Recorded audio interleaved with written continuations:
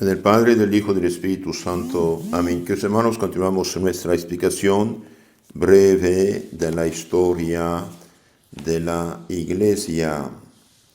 Ustedes saben que después de la ascensión de nuestro Señor, 10 días después, el Espíritu Santo baja sobre los apóstoles, y los apóstoles, renovados, santificados, fortalecidos, iluminados, transformados totalmente, van a predicar, enseñar, bautizar y también dejar lugartenientes que llamamos obispos y presbíteros y diáconos. En el capítulo 20-28 de los Hechos de los Apóstoles vemos que San Pablo dice a los presbíteros y obispos de Éfeso. Éfeso es una ciudad en Asia Menor llamada Turquía actualmente. Bien, dice: el Espíritu Santo os puso obispos frente a la iglesia que Dios adquirió con su sangre. Cuídense de ustedes y del rebaño. Bien, los obispos es un hecho histórico, nadie puede negar esto. Bien, son los lugartenientes de los apóstoles. Y estos primeros obispos bien, dejaron otros y otros y otros y otros hasta hoy. Por lo tanto, la profecía de Cristo, la promesa de Cristo, se realiza en la iglesia de Cristo, que va a continuar hasta el fin del mundo. Estoy con ustedes hasta el fin del mundo, había dicho nuestro Señor Jesucristo.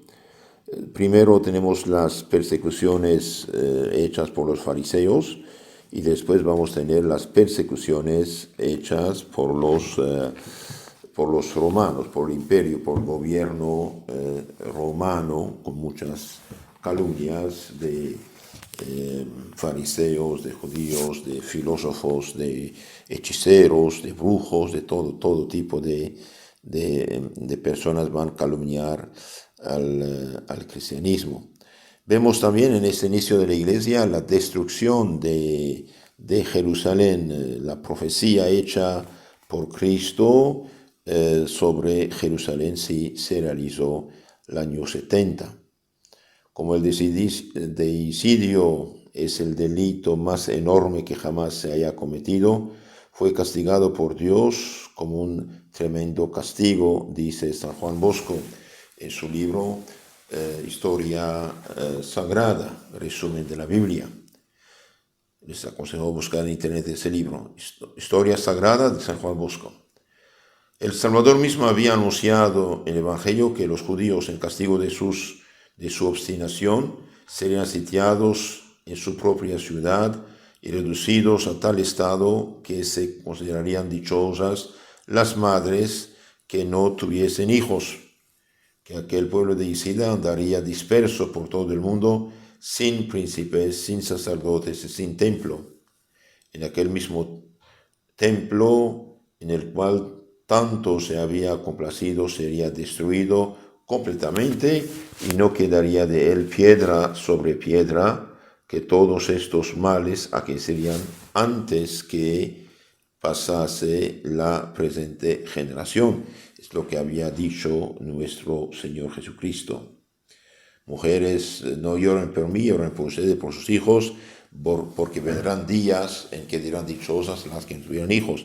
En efecto, el año 70 fue realmente un año tremendo de miseria para todo el pueblo. Espantosas eran estas predicciones, y espantoso también fue su cumplimiento. Dios, empero, que es bondad infinita, quiso amonestar a los hebreos con algunas señales horribles, extrañas, que día y noche se manifestaban. El día de Pentecostés se oyó en el templo una voz que, sin saberse de dónde salía, hacía resonar estas palabras: salgamos de aquí, salgamos de aquí. Un hombre llamado Anano, que venía del campo, no bien entró en la ciudad, comenzó a gritar: ¡ay del templo, ay de Jerusalén! Voz de oriente, voz de occidente, voz de los cuatro vientos, ¡ay del templo, ay de Jerusalén! Y este pobre señor fue preso y encarcelado y azotado, mas no cesaba de repetir las mismas palabras: que en las murallas y en la ciudad. Así continuó por el espacio de 3 años hasta que de una vez exclamó: ¡ay de mí mismo! Fue herido por una piedra en la cabeza y murió. Una noche apareció alrededor del templo y del altar una luz tan viva que durante media hora quedó claro como en pleno día. Una de las puertas del templo, de bronce, tan pesada que necesitaban 20 hombres para moverla, se abrió por sí sola. Algunos días después, desde todos los pueblos cercanos de Jerusalén, se veían en el aire ejércitos en orden de batalla que rodeaban la ciudad. Apareció una corneta que arrojaba llamas como rayos, y una estrella en forma de espada permaneció un año suspendida en el aire con la punta vuelta hacia Jerusalén. Estas son las señales prodigiosas que día y noche anunciaban a esta ciudad su inminente ruina y la llamaban a penitencia. En vista de esas señales espantosas, los judíos estaban aterrorizados, mas nadie pensaba invocar las misericordias de Dios. Entre tanto vieron que rodeaba la ciudad un ejército romano, guiado al principio por el mismo emperador llamado Vespasiano, más tarde por su hijo Tito. Estos fueron, sin saberlo, instrumentos de la ira de Dios para realizar cuanto estaba escrito en el Evangelio respecto al exterminio de los judíos. Sitiaron la ciudad a 3 kilómetros de distancia, cerraron todas las salidas.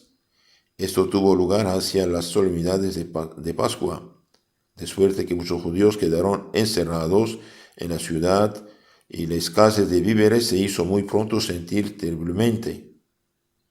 Los habitantes se vieron reducidos a comer cualquier cosa de alimentos, y hasta se arrancaban de las manos uno a otro las cosas más repugnantes para saciar su hambre rabiosa.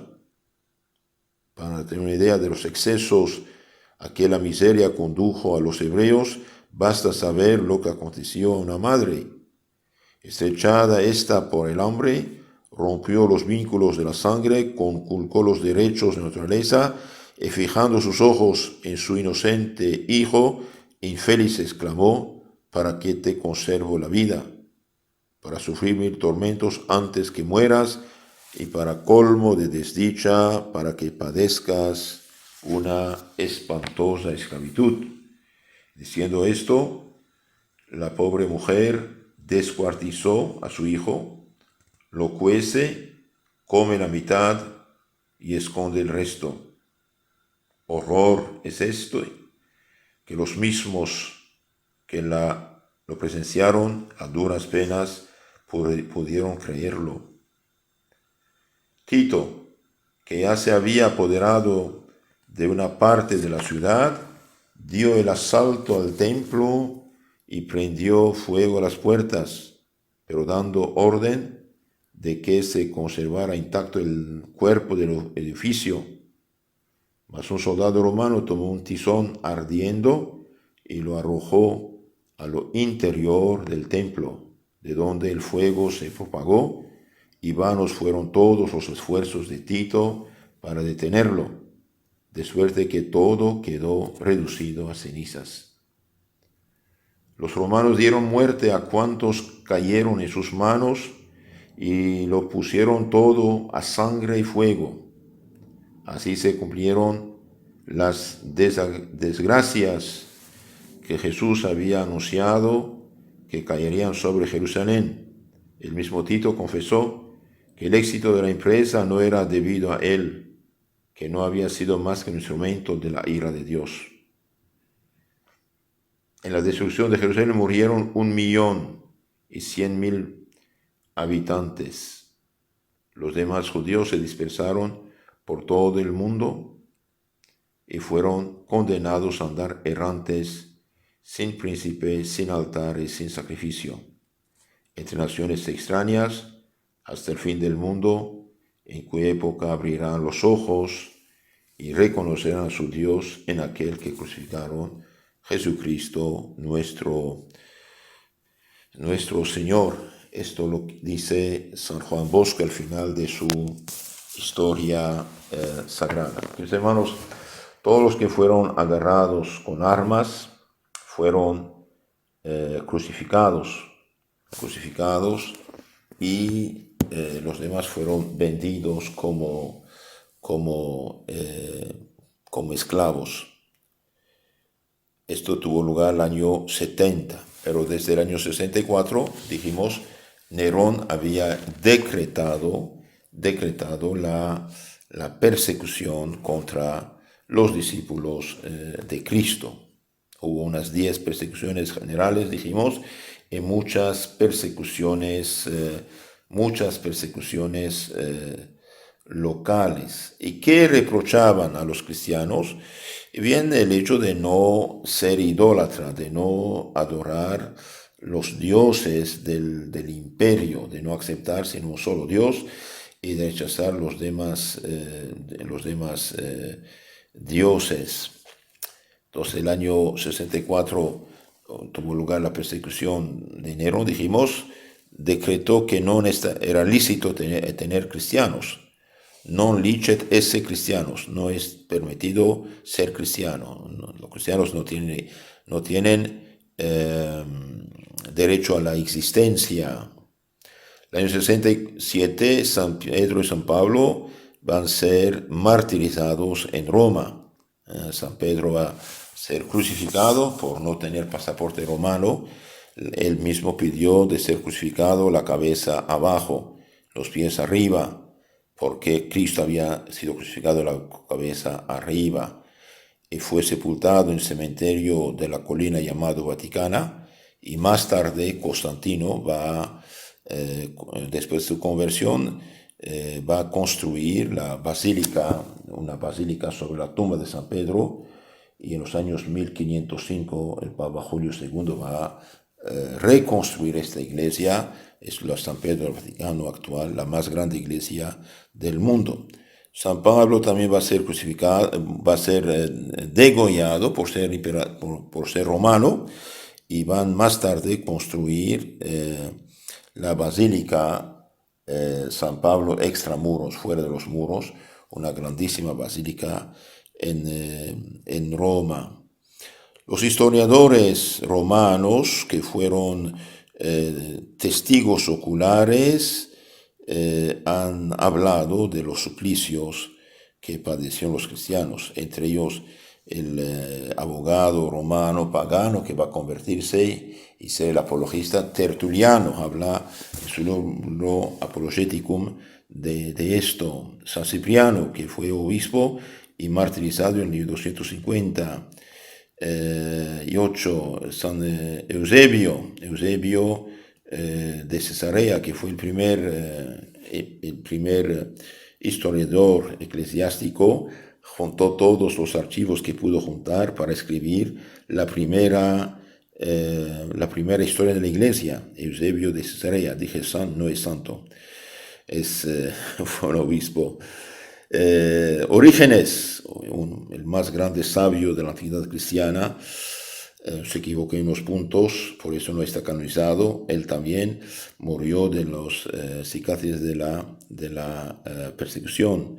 El historiador romano Tácito también habla de la persecución, y él, que era anticristiano por la calumnia que había escuchado, y bien dice que el pueblo de Roma ya no estaba contento de Nerón. ¿Por qué tanta persecución? ¿Por qué tanta crueldad sobre esta pobre gente? Los clavaban los árboles en cruces, después untaban su cuerpo de resina y los quemaban a los cristianos como antorchas de noche en el parque de Nerón en Roma. Otros los ponían en el Coliseo, y vestidos de animales recién matados dejaban contra ellos perros hambrientos, animales salvajes hambrientos, para que los comieran. Santo Ignacio de Antioquía, por ejemplo, en el año 107 va a ser condenado a ser echado a los leones en Roma. De Antioquía a Roma fue conducido, y en el camino nos dejó unas cartas muy interesantes San Ignacio de Antioquía. Cuando supo que los cristianos de Roma trataban de tramitar para que no llegara a tiempo de los juegos y no ser echado a los leones, él escribió a los romanos diciendo: no me hagan ese daño, yo quiero ser auténtico discípulo de Cristo, quiero ser fromento de Cristo, y si los leones no me atacan, yo voy a excitarlos para que me ataquen. Más tarde tenemos otro perseguidor, emperador Domiciano. Domiciano, que fue emperador de 92 a 97, también persiguió a los cristianos. Entre 112 y 117 tenemos Trajano. Trajano, emperador Trajano, hizo persecuciones donde quiera, en Lyon, en Asia Menor, en África, en España. Ahí tenemos los famosos mártires de Lyon de Francia, cuyo martirio la carta de su martirio fue conservada en la historia eclesiástica de Eusebio de Cesarea. Entre ellos, estos mártires, tenemos la famosa Blandina, que era esclava, tan flaquita que pensaban los cristianos que iba a ser apóstata, pero él fue el alma de acero, líder de los mártires, animándolos a ir al martirio. Fue algo horrible, ¿no? Algo horrible. Trajano, que fue un buen emperador, pero en este asunto, por desgracia, no fue justo. De hecho, unos de sus gobernadores de Bitinia, de Asia Menor, le escribe: ¿qué debo hacer con esta gente? Se juntan antes del levantar el sol y cantan himnos a Cristo como su Dios. ¿Qué hacer con ellos? Pobre gente, ¿no? Más tarde llega el emperador Séptimo Severo en 202, hizo una persecución sistemática, buscar los cristianos o abjuración o martirio. Entonces, muy sencillamente, búsquenlos, todos los que sean cristianos, tortúrenlos o abjuran o los matan. El año 202, Séptimo Severo. En los años 250 tenemos Maximino y después Decio. Ahí había muchos cristianos, entonces dicen: busquen a los obispos, busquen a todo el mundo debe presentarse a la municipalidad, al ayuntamiento, ofrecer sacrificios a los dioses. Hubo, por desgracia, caídas, hubo apostasías, hubo unos que habían comprado cartas de sacrificio, como hoy dirían, tienen el certificado de vacuna sin vacunarse, vamos a decir. Bien, esto es los obispos y los sacerdotes, en primer lugar, tienen que ser buscados, pero era universal. Más tarde, en 257-58, Valeriano, el emperador Valeriano, va a empezar la persecución. En esta persecución muere el obispo San Cipriano, obispo de Cartago, de África del Norte. Valeriano va a ser vencido por los persas, prisionero, y cuando el emperador persa subía a su caballo, subía sobre la espalda de este emperador Valeriano como si fuera una escalera. Del año 303 a 312 fue la más larga, la más cruel, la más criminal, la más dolorosa de las persecuciones, especialmente en el oriente del imperio, especialmente en Grecia, en Asia Menor, Turquía actual, en Siria, en Egipto, a tal punto que se acuñó una medalla con el título en recuerdo de la superstición cristiana que fue destruida en todo el mundo. bien, no fue destruida, fue más bien fue causa de su triunfo. Entonces fue muy dura esta persecución de Diocleciano, de su yerno Galerio, después Maximiano Daia. Y finalmente, en 312, Constantino, hijo del coimperador Constancio, Cloro, que no había perseguido en Europa a los cristianos, que había de hecho destruido unas iglesias, pero no había hecho derramar mucha sangre.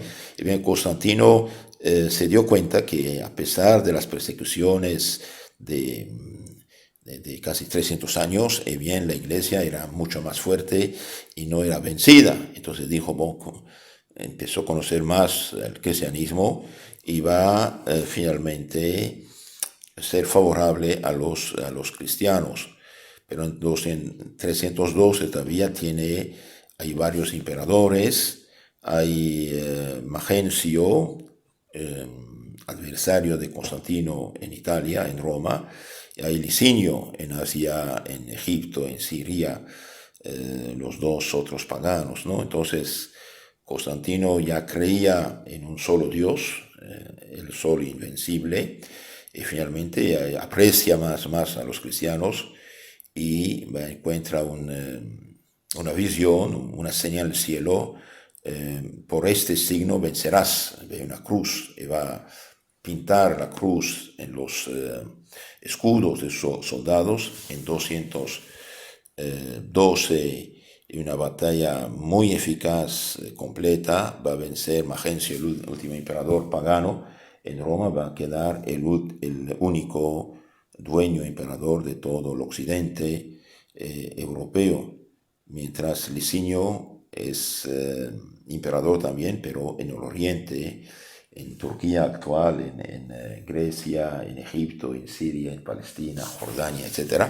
Ahora en 313, febrero 313, Licinio y Constantino se juntan en Milán y van a reconocer el cristianismo.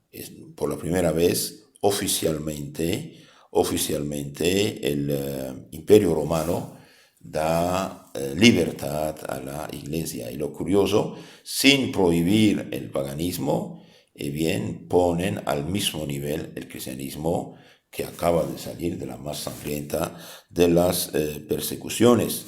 Y Constantino devuelve los bienes confiscados a la Iglesia, cementerios, bienes a la Iglesia, y como habían destruido iglesias, él mismo va a construir varias grandes iglesias, la de San Pedro, la de San Pablo, dijimos, más tarde va a construir la del Santo Sepulcro, la de Belén.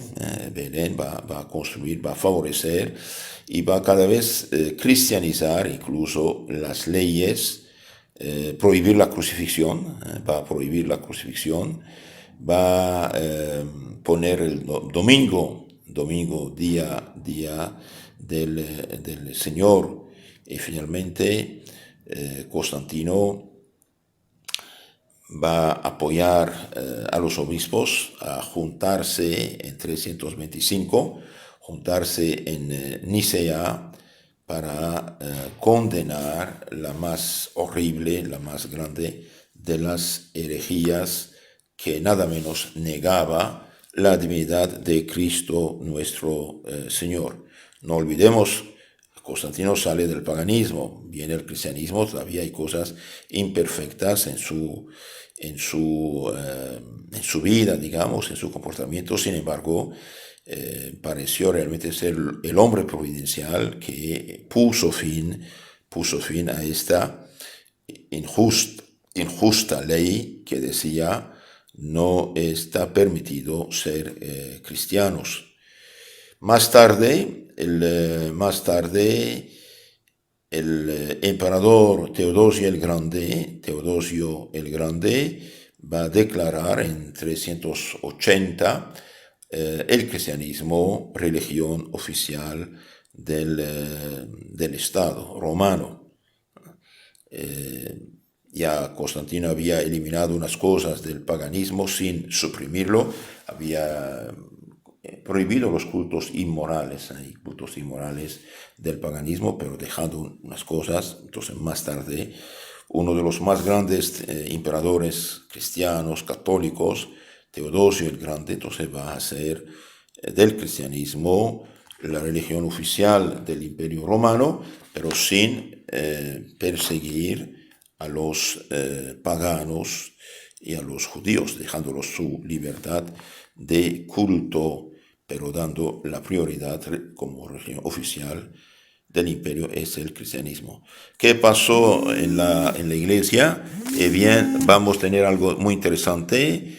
La iglesia va a avanzar, va a cristianizar, va a evangelizar, va a hacer miles y miles de bautismos. Y una noble dama romana, Melania, Melania va a libertar 8.000 esclavos que tenían en su cuello el hierro, como su propio nombre, va a libertarlos como hijos suyos cristianos. Entonces el imperio va poco a poco cristianizarse y llevar al cielo muchas almas. Si Dios quiere, en la charla siguiente hablaremos del contraataque del demonio mediante las herejías contra la iglesia. Hay una frase muy conocida de Tertuliano: semen Christianorum est sanguis martyrum. La sangre de los mártires es semilla de cristianos. Mientras más primero los cristianos, más habrá cristianos.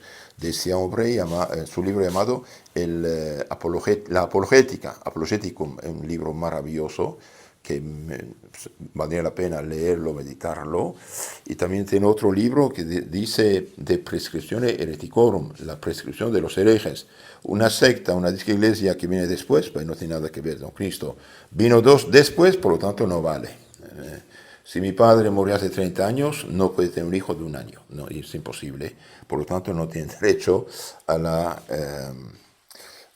herencia. Queridos hermanos, la persecución sangrienta del Imperio Romano hizo muchos mártires. Ellos, hombres, mujeres, ricos, pobres, esclavos, nobles, que derramaron su sangre, debemos la fe en nosotros. Más tarde, los anticristianos cambiarán de táctica, alternando persecución psicológica, persecución por las leyes y también persecución sangrienta en los países comunistas, Rusia comunista, China, por ejemplo, Camboya, y también Revolución Francesa, que hizo miles y miles de cristianos mártires. Entonces, la sangre de los mártires es una semilla de cristianos. Ahora un cristiano que vive cristianamente, en caso de persecución, tendrá fuerza, pero si vive paganamente, será apóstata. Entonces trataremos de vivir cristianamente. Si quieren conocer mejor su fe católica, suscríbanse a nuestro canal Catecismo Católico Tradicional, donde toda la doctrina está explicada, y tengan la caridad de enviar sus audios a sus contactos para que conozcan un poco más.